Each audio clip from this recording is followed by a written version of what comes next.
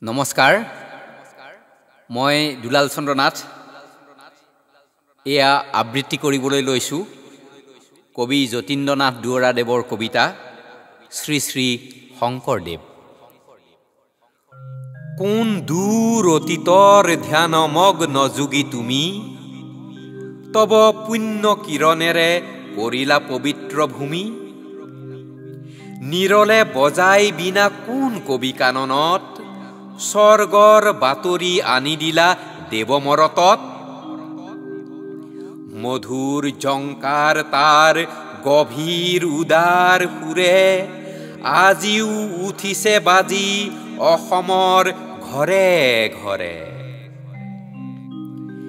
যি বিনৰ সুৰেৰেই প্ৰেম মন্দাকিনী ধাৰা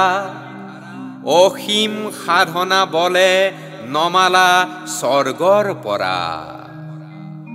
বোৱালা ভক্তিৰ সোঁত দিলা ধৰ্ম দিলা জ্ঞান দিলা ভাষা অসমক কৰিলা জীৱন দান তোমাৰ জীৱনী দেৱ লিখে এনে সাধ্যকাৰ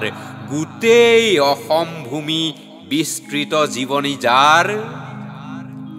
অসমৰ ৰীতি নীতি অসমৰ সদাচাৰ অসমৰ ধৰ্মভাৱ অসমৰ ব্যৱহাৰ সকলোকে তুমি দেৱ সজালা নতুন সাজে তোমাৰ গৰিমা গীতি হৃদয়ে হৃদয়ে বাজে বেদ উপনিষদৰ বাছি বাছি ফুল তুলি কত যতনেৰে দেৱ গাথিলা ই মালাধাৰী ক্ষুদ্ৰ স্বাৰ্থ ভিন ভাৱ আঁতৰাই সৰু বৰ পিন্ধালা ধৰ্মৰ মালা সকলোকে আদৰৰ জ্ঞানী ভক্ত